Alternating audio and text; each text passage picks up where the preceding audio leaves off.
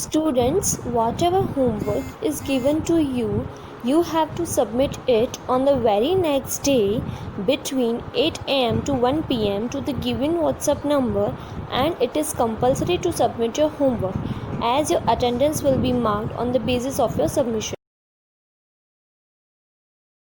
Good morning, dear students. Welcome to our online teaching platform. Today we are going to start the part 4 of chapter 4, that is carbon and its compound. And in today's session we are going to learn about the nomenclature of carbon compound. Nomenclature means the method to name any organic compound. Okay, nomenclature means how will you name any organic compound, okay, based on the number of carbon atom it possesses, based on the type of functional group it possesses, based on the type of bond it possesses. Okay, now there are some of the rules made by the IUPAC, that is IUPAC means International Union of Pure and Applied Chemistry. This is the international union, dear student, which decides the rule, which frames the rule for naming any organic compounds. So some of the rules are given by this institute which we have to follow, which we have to consider while naming any organic compound. So what are those rules? First rule is to decide the number of carbon atom present as a continuous chain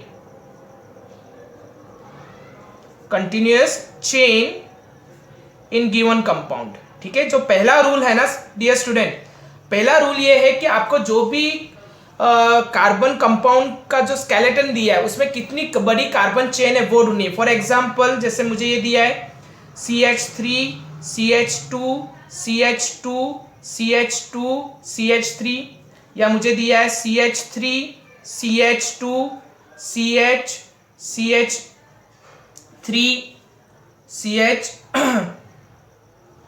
ऐसे दिया है.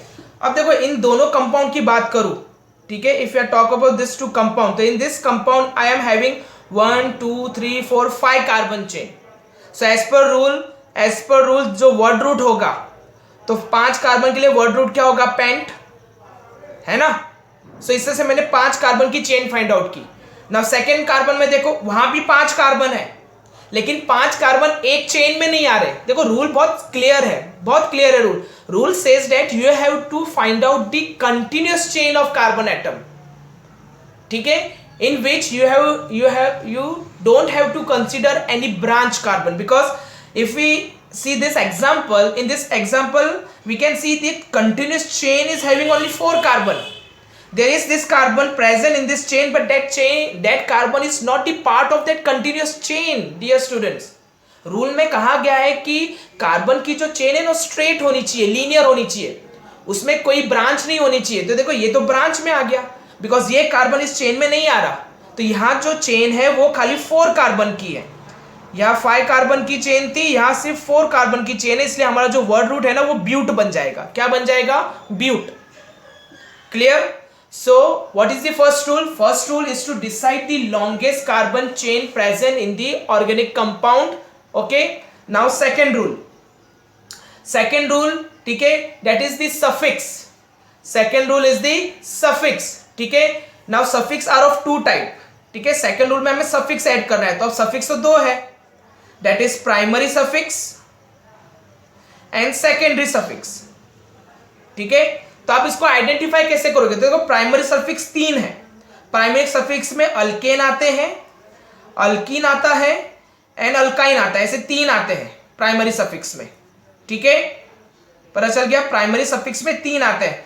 कैसे पता चलेगा? अगर carbon carbon single bond है तो आपको अल्केन लिखना है, कार्बन कार्बन डबल बॉन्ड है तो अल्कीन लिखना है, और कार्बन कार्बन ट्रिपल बॉन्ड है तो वो अल्काइन है.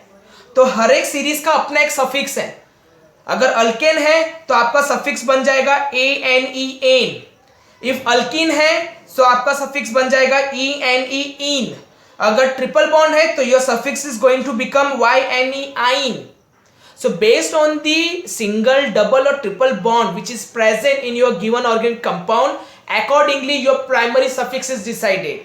If your carbon compound contain all carbon-carbon single bond, so in that case your primary suffix is going to be ane. If your carbon compound contain at least one or more than one carbon-carbon double bond, then your primary suffix is going to be ENE, ene. And if your carbon compound contain either one or more than one triple bond between the two carbon, then your primary suffix is going to be ine. So this is our primary suffix, which depends on the type of bond, single, double or triple, which is present in the given organic compound, dear students. Now in secondary suffix, it's totally depends on the functional group. It's totally depend on the functional group.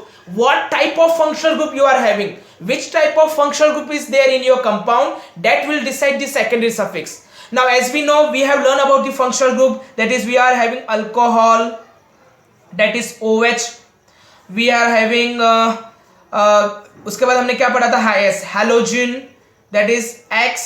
फिर उसके बाद हमने पढ़ा था that is aldehyde, है ना. aldehyde के लिए we are having CHO as a functional group. Then we are learn about the ketone. So ketone के लिए हमने कौन सा functional group पढ़ा था, CO. Then we have learn about the carboxylic acid, right? carboxylic acid जिसमें functional group था COOH.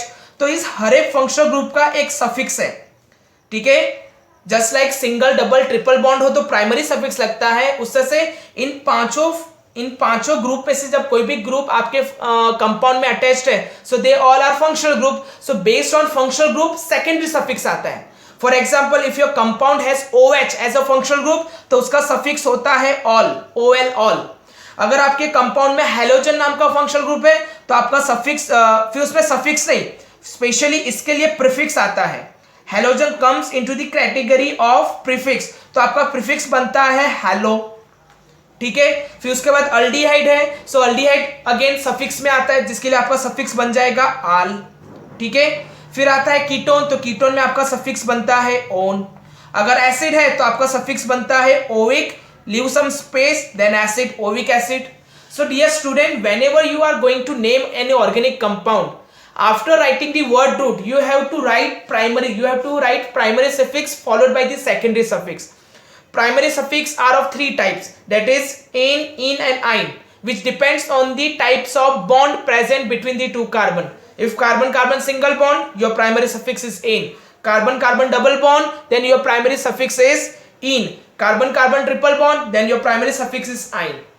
And after writing the primary suffix, there is a secondary suffix, which is because of only functional group. Secondary suffix comes into the role when there is functional group in your organic compound. If your organic compound doesn't contain any functional group, there is no need to write the secondary suffix. But if your compound has one of the functional group in it, then that you have to identify which type of functional group is there. If OH, alcohol functional group is there, which will be identified by this group. If your organic compound has OH as a group, so that is the alcohol group, so your suffix is going to be all. If your compound has CHO, aldehyde group, then your suffix is going to be al. If your compound has CO, functional group, ketone, then your suffix is going to be on.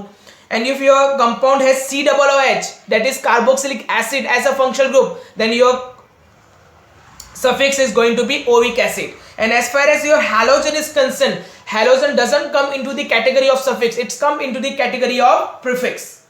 Okay, did you get this, dear students? And always keep one thing in your mind, that is whenever the primary suffix is followed by the secondary suffix, है ना, so you have to drop the E of primary suffix. You can see each and every primary suffix has E as its last letter, ठीक है. सारे primary suffix में E as a last letter आता है. तो जब भी primary suffix के पीछे सेकेंडरी सफिक्स लिखना हो तो प्राइमरी सफिक्स का E ड्रॉप किया जाता है, ठीक है. अब देखो ये तो सारे रूल्स थे, ठीक है. Let's see some example. अब मैं आपको कुछ एग्जांपल करके बताऊं, ठीक है. सम एग्जांपल्स, ठीक है. It's very easy dear student, 1 mark में आने ही वाला है, पर it's very easy. Suppose I write this CH3 CH2 CH2 CH3. Now I have to name this organic compound. तो देखो किसी भी ऑर्गेनिक कंपाउंड को नाम देने के लिए आपको एक रूल फॉलो करना है। क्या है वो रूल? रूल है primary prefix plus word root plus primary suffix plus secondary suffix. ये छोटा सा फॉर्मूला आपको फॉलो करना है। ये फॉर्मूला याद रखो, आप दुनिया के किसी भी ऑर्गेनिक कंपाउंड को नाम दे सकते हो, भले वो आपने पढ़ा हो कि ना पढ़ा हो। जैसे सिंपल सा फॉर्मूला याद रखो, दैट इज वर्ड रूट के पहले प्रीफिक्स आएगा, प्राइमरी प्रीफिक्स, और जहां तक आपकी सिलेबस की बात है, प्राइमरी सफिक्स में खाली ये आने वाला है, कौन? हैलोजन, और कोई नहीं आएगा। और जहां तक सेकेंडरी सफिक्स की बात है, ये पांचों में से और कोई नहीं आने वाला आपके सिलेबस में। और जहां तक प्राइमरी सफिक्स की बात है, तो ये तीनों ही आएंगे और कोई होता ही नहीं है। और जहां तक वर्ड रूट की बात है, वर्ड रूट तो नंबर ऑफ कार्बन एटम पे डिपेंड करता है। सबसे पहले कार्बन एटम गिन लो, उसके हिसाब से वर्ड रूट लगाओ, बात फिनिश। फॉर एग्जाम्पल, जैसे मुझे ये एग्जाम्पल दिया, अब इसको मुझे नाम देना है, तो मैं कैसे नाम दूंगा? तो सबसे पहला काम क्या है? To decide the number of carbon atom present as a continuous chain. सबसे पहला काम कार्बन चेन ढूंढो। तो देखो मुझे तो यहाँ कार्बन चेन दिख ही रही है ना, 4 कार्बन की, यहाँ 4 कार्बन की कंटिन्यूअस चेन है। सो 4 कार्बन के लिए अगर मैं देखूं तो सिर्फ स्ट्रेट चेन है, वहां कोई भी ब्रांच नहीं है। तो ब्रांच नहीं है तो प्राइमरी प्रीफिक्स तो आएगा ही नहीं, बिकॉज प्राइमरी प्रीफिक्स कब आता है? या तो ब्रांच हो या तो हैलोजन ग्रुप हो। तो यहां मुझे कंपाउंड में हैलोजन तो दिख ही नहीं रहा और कोई ब्रांच भी नहीं दिख रही, इसलिए मुझे खाली वर्ड रूट से शुरू करना पड़ेगा। और वर्ड रूट का मतलब क्या होता है कि आपके कंपाउंड में कितने कार्बन है। तो मुझे दिख रहा है मेरे कंपाउंड में 1 2 3 4 कार्बन है, तो मेरा नाम क्या बनेगा? ब्यूट, है ना। अब वर्ड रूट के बाद क्या लगाना होता है? Primary suffix. प्राइमरी सफिक्स यानी सारे कार्बन्स के बीच में कैसी बॉन्ड है? तो दिख रही है, सिंगल बॉन्ड है, सारे कार्बन सिंगल बॉन्ड से जुड़े हुए। तो मेरा प्राइमरी सफिक्स क्या बन जाएगा? एन। सो मैं इसके पीछे क्या लिख दूंगा? एन। सो देखो मेरा नाम बन गया। So name of this organic compound is butane, है ना। अब बात आती है सेकेंडरी सफिक्स। लेकिन सेकेंडरी सफिक्स कब लेते हैं? जब कोई फंक्शनल ग्रुप हो, लेकिन इस कंपाउंड में तो कोई फंक्शनल ग्रुप है ही नहीं, ठीक है। चलो ये एक एग्जांपल हो गया। चलो और एक एग्जांपल लेते हैं अभी। अब मैं लेता हूं CH3 CH CH3 CH2 CH3। ये मैंने कंपाउंड ड्रॉ किया। अब देखो इन दिस कंपाउंड क्या फर्क है? Here we are having the continuous carbon chain, लेकिन यहां कंटिन्यूअस कार्बन चेन के साथ साथ एक ब्रांच भी है ना। यहां एक ब्रांच भी है, और ब्रांच हमेशा प्रीफिक्स में आती है। किस में आती है? प्रीफिक्स में। यानी अब मुझे जब इस रूल को फॉलो करना है तो पहले मुझे प्रीफिक्स लिखना है, और प्रीफिक्स का मतलब होता है ब्रांच या हैलोजन ग्रुप। तो देखो यहां ब्रांच है, यानी पहले मुझे ब्रांच को नाम देना होगा। लेकिन ब्रांच को नाम देने से पहले उसको नंबर देना होता है। क्या देना होता है? नंबरिंग करनी होती है। और नंबरिंग का रूल क्या है पता है? Whenever you are numbering the continuous carbon chain, you have to number the carbon chain in a such a way that the functional group present in the compound or any branch present in the compound get the lowest position, get the lowest number। यानी आपको carbon chain को जब number देना है, उसको numbering करनी है, तो नंबरिंग इस तरह से करनी है कि अगर उस कंपाउंड के अंदर कोई फंक्शनल ग्रुप प्रेजेंट हो या कोई ब्रांच प्रेजेंट हो, तो उस ब्रांच को सबसे छोटा नंबर मिलना चाहिए। फॉर एग्जाम्पल देखो इस कंपाउंड में अगर मैं इस साइड से नंबरिंग करूं, तो इस साइड से नंबरिंग करूं तो देखो 1 2 3 4 ठीक है। तो मेरी ब्रांच कौन से कार्बन पे आ रही है? 3rd कार्बन पे, है ना। This is the 3rd carbon जिस पे ये ब्रांच आ रही है। अगर मैं लेफ्ट टू राइट नंबरिंग करूं, सो आई विल हैव 1 2 3 4, तो यहां मेरी जो ब्रांच है ना वो 2nd नंबर पे आ रही है। So as per the lowest locant rule क्या कहता है कि आपकी ब्रांच को छोटे से छोटी पोजीशन मिलनी चाहिए। तो देखो 3 और 2 में छोटा कौन है? 2। दैट्स वाई ये जो नंबरिंग है वो गलत है, ये वाली जो नंबरिंग है वो गलत है, और ये जो नीचे वाली नंबरिंग है वो राइट है। पता चला? तो मुझे ये वाली नंबरिंग लेनी है जिसमें मुझे पहले ब्रांच का नाम देना है। तो ब्रांच कौन से नंबर पे है? 2 नंबर पे। तो यहां मैं 2 लिखूंगा, फिर मैं डैश लिखूंगा। This dash is known as hyphen. जब हम नंबर और वर्ड को अलग करने के लिए डैश लगाते हैं ना ऑर्गेनिक कंपाउंड के नेम में, so that dash is known as hyphen, उसको हाइफन कहा जाता है, ठीक है। नाउ मैंने 2 नंबर लिख दिया, पर 2 नंबर पे कौन है? कार्बन। कितने कार्बन है? 1। तो 1 कार्बन के लिए हमारा वर्ड रूट क्या था? मैथ। तो लिख दो मैथ, लिख दिया मैथ। लेकिन यहां जो कार्बन है ना वो ब्रांच है, यहाँ जो कार्बन है वो ब्रांच पोजीशन पे है, और जब भी कार्बन ब्रांच पोजीशन पे होता है तो उसके वर्ड रूट के पीछे YL यानी आइल लगता है। क्या लगता है? आइल लगता है। तो इसका नाम हो गया 2 मिथाइल। क्या नाम हो गया? देखो अभी तक मैं पीछे एन, इन और आइन लगा रहा था, लेकिन मैंने यहाँ YL लगाया। क्यों? बिकॉज यहाँ जो कार्बन है वो कंटिन्यूस कार्बन चेन का मेंबर नहीं है। यहाँ जो कार्बन है ना वो एक ब्रांच है, और ब्रांच के पीछे एन, इन और आइन नहीं लगता, ब्रांच के पीछे YL लगता है, यानी आइल बन गया। तो देखो मैंने ब्रांच को नाम दे दिया। अब ब्रांच के बाद यानी ब्रांच प्रीफिक्स में आती है तो मैंने प्रीफिक्स का नाम दे दिया। अब किसकी बारी? Word root. वर्ड रूट यानी आपने जो लॉन्गेस्ट कार्बन चेन बनाई है वो कितने कार्बन के? देखो ना 4 दिख रहा है। सो 1 2 3 4 यानी 4 कार्बन यानी ब्यूट। 4 कार्बन यानी ब्यूट, तो मैंने ब्यूट लिख दिया। फिर उसके बाद किसकी बारी आती है? वर्ड रूट के बाद प्राइमरी सफिक्स की। सो प्राइमरी सफिक्स यानी carbon carbon single bond, carbon carbon double bond के कार्बन कार्बन ट्रिपल बॉन्ड। तो यहां कैसे कार्बन है? सिंगल बॉन्ड वाले हैं, तो सिंगल बॉन्ड के लिए क्या लिखेंगे? एन। आ गया। फिर उसके बाद किसकी बारी आती है? Secondary suffix. सेकेंडरी सफिक्स का मतलब फंक्शनल ग्रुप, लेकिन यहां तो कोई फंक्शनल ग्रुप है ही नहीं, इसलिए मेरा नाम यहां खत्म हो गया। सो मेरा नाम क्या आया? 2 मिथाइल ब्यूटेन। क्या नाम आया? 2 मिथाइल ब्यूटेन। तो इस तरह से आपको नाम देना है। और एक चीज और याद रखनी है, whenever you are naming any organic compound तो उसके अंदर गैप नहीं आना चाहिए, स्पेस नहीं छोड़ना है, कंटिन्यूसली नाम लिखना है। खाली डैश आएगी, हाइपन आएगी, वो भी क्यों? जब आप किसी नंबर और किसी लेटर को अलग कर रहे हो तो, अदरवाइज कंटिन्यूसली लिखना है। ठीक है, let's C one more example of functional group. Suppose मैंने अभी ऐसे लिखा CH3 CHOH CH2 CH2 CH3। अब मैंने ये लिखा। अब देखो यहां क्या डिफरेंस है? देखो फर्स्ट कंपाउंड में सिर्फ कंटिन्यूअस कार्बन चेन थी, सेकेंड कंपाउंड में कंटिन्यूअस कार्बन चेन के साथ साथ ब्रांच थी। अब यहां क्या है? कंटिन्यूअस कार्बन चेन के साथ ये आ गया, विच इज फंक्शनल ग्रुप। क्या है? Functional group.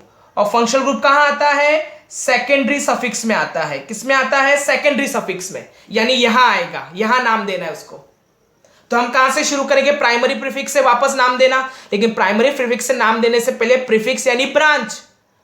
पर यहां तो कोई ब्रांच है ही नहीं, यहां तो ब्रांच नहीं है। यहां ब्रांच है लेकिन वो ब्रांच में कौन है? फंक्शनल ग्रुप है। और कौन सा फंक्शनल ग्रुप है? अल्कोहल। और मैंने आपको लिखा दिया अल्कोहल कहां आता है? सेकेंडरी में आता है।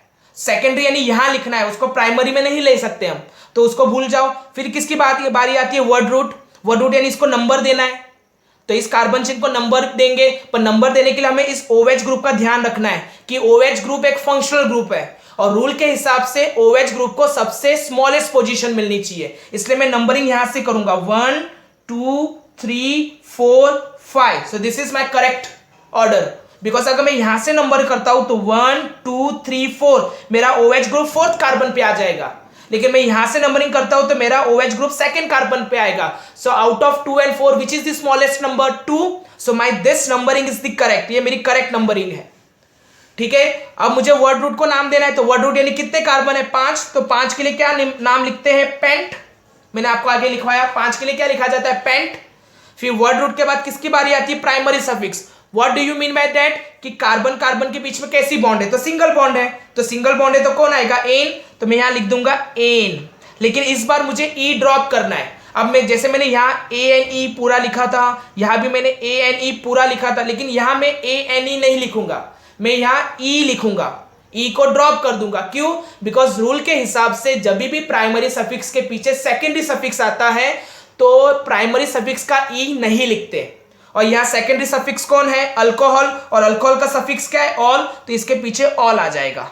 So my name is pentanol. लेकिन ये भी राइट नहीं है, बिकॉज इसमें मैंने अल्कोहल की पोजीशन नहीं बताई, तो पोजीशन बताने के लिए अब इसको मैं करेक्टली कैसे लिखूंगा?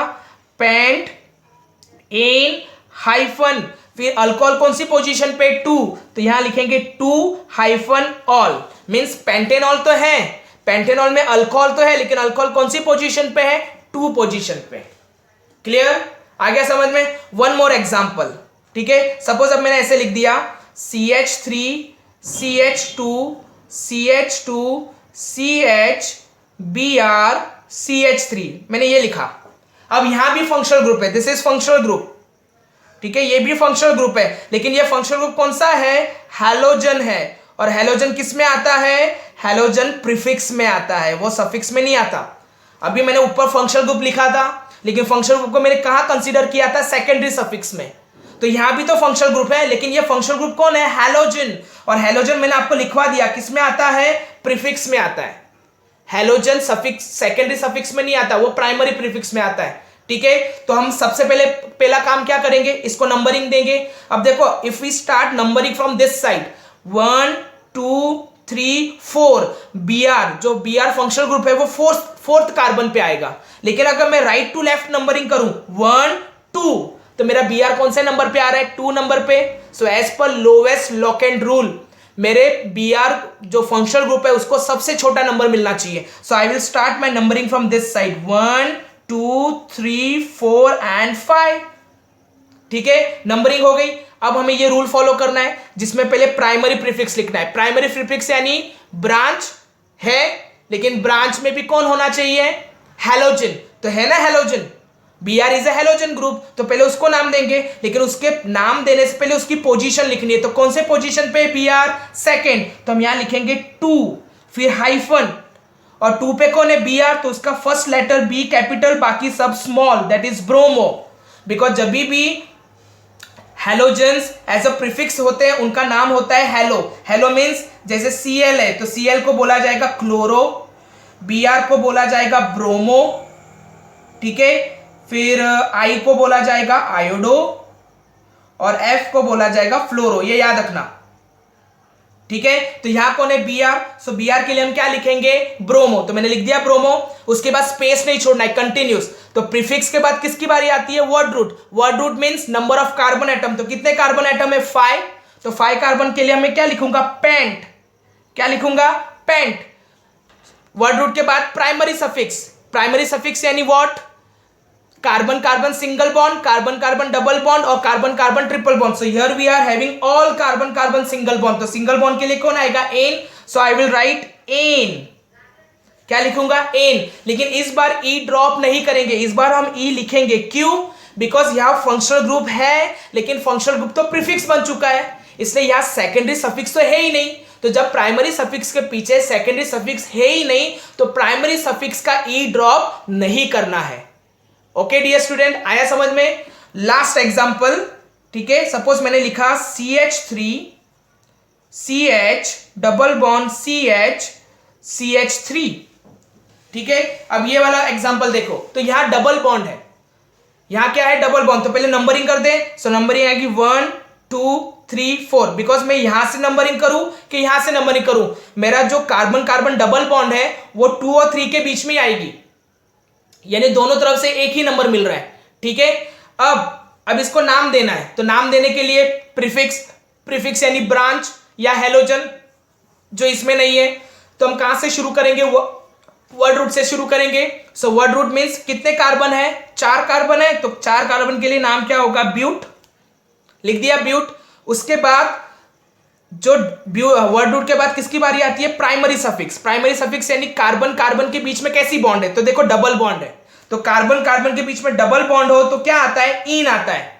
तो इन आएगा, लेकिन उसके पहले उसकी पोजीशन बतानी पड़ेगी। तो अब क्वेश्चन ये है, डबल बॉन्ड तो कार्बन 2 और कार्बन 3 इन दोनों के बीच में है, तो इनमें से मुझे कौन सा नंबर लिखना है, तो इनमें से जो सबसे छोटा नंबर है वो लिखना है। तो 2 और 3 में छोटा नंबर कौन है, 2। So I will write 2। So hyphen 2, और 2 पे कौन है, इन। So this is in. सो इसका नाम बन गया ब्यूट 2 इन। क्या नाम बन गया, ब्यूट 2 इन। उससे से one more example, last example to finish the lecture. This is CH3 single bond CH3, ठीक है, single bond CH double bond CH single bond CH3। चलो मैंने ये बना दिया, ठीक है, this is the single bond. अब देखो यहां ब्रांच भी है, यहां डबल बॉन्ड भी है, सब है, ठीक है, पता चल गया। तो इसको आप नाम कैसे देंगे, how you will name this, ठीक है। तो उसके लिए आपको क्या करना है, पहले नंबरिंग देनी है, और नंबरिंग में ध्यान क्या रखना है कि जो आपका डबल बॉन्ड है या जो भी ब्रांच है उसको सबसे छोटी पोजीशन मिलनी चाहिए। देखो अब मैं यहां से नंबरिंग करूं तो 1 2 3 4 5, और मैं अगर यहां से नंबरिंग करूं तो 1 2 3 4 5, दोनों तरफ से मैंने नंबरिंग कर दी। अब देखो मैं यहां से नंबरिंग करता हूं तो ब्रांच सेकंड नंबर पे आ रही है और जो मेरा डबल बॉन्ड है वो थर्ड नंबर पे आ रहा है। डबल बॉन्ड कौन से नंबर पे आ रहा है? थर्ड नंबर पे। और मैं यहां से नंबरिंग करता हूं तो डबल बॉन्ड 2 पे आ रहा है और मेरी ब्रांच 4th पोजीशन पे आ रही है। पर as per the lowest locant rule, अब देखो इस वाले कंपाउंड में, इस वाले एग्जांपल में ब्रांच भी है और डबल बॉन्ड भी है, तो प्रीफरेंस किसको जाएगा? Because as per the rule branch को भी छोटा नंबर मिलना चाहिए और डबल बॉन्ड को भी छोटी पोजीशन मिलनी चाहिए। तो हम एक्चुअली किसको छोटी पोजीशन देंगे? बिकॉज यहां से सेकंड नंबर पे ब्रांच आ रही है और यहां से सेकंड नंबर पे डबल बॉन्ड आ रही है, तो छोटी पोजीशन देंगे किसको? तो रूल ये कहता है कि जब डबल बॉन्ड हो और ब्रांच हो तो डबल बॉन्ड को प्रीफरेंस दो, डबल बॉन्ड को इंपॉर्टेंस दो। इसलिए मेरी जो करंट नंबरिंग है वो ये है और जो ऊपर वाली नंबरिंग है वो गलत है। My correct numbering is this, जिसमें डबल बॉन्ड सेकेंड नंबर पे है और ब्रांच 4th नंबर पे। तो चलो अब इसको नाम दे। तो नाम का बात करें तो पहले क्या देना है? Primary prefix. तो प्राइमरी प्रीफिक्स यानी क्या? प्राइमरी प्रीफिक्स यानी क्या? मुझे पहले ब्रांच का नाम लिखना है, तो ब्रांच ये रही। कौन से नंबर पे? Branch 4। So I will right 4 hyphen. Branch में कितने कार्बन है? 1। तो एक कार्बन को क्या बोलते हैं? मैथ। एक कार्बन वाले को क्या बोलते हैं? मैथ। और मैथ में ये जो कार्बन है वो ब्रांच में है, तो जब भी कोई कार्बन ब्रांच में हो तो उसके पीछे YL लगाते हैं, तो ये मिथाइल बन गया। उसके बाद प्रीफिक्स के बाद किसकी बारी आती है? Word root. वर्ड रूट यानी क्या? कितने कार्बन एटम है? तो देखो यहाँ 1 2 3 4 5 कार्बन एटम्स है, तो 5 कार्बन एटम्स मीन्स पेंट, तो मैंने ये पेंट लिख दिया। उसके बाद वर्ड रूट के बाद क्या आता है? प्राइमरी सफिक्स, कि कार्बन कार्बन सिंगल डबल के ट्रिपल बॉन्ड है, तो देखो यहाँ डबल बॉन्ड है। अगर डबल बॉन्ड है तो क्या आएगा? इन आएगा। तो अगर डबल बॉन्ड इन है तो इन की पोजीशन भी बतानी, तो कौन से नंबर पे है डबल बॉन्ड? तो डबल बॉन्ड 2 और 3 कार्बन के बीच में है, जिसमें छोटा नंबर 2 है, तो हम किसको कंसीडर करेंगे? 2 को। So my position become 2 hyphen, फिर उसमें हम इन लिखेंगे। So this is my name 4 methyl pen 2 in.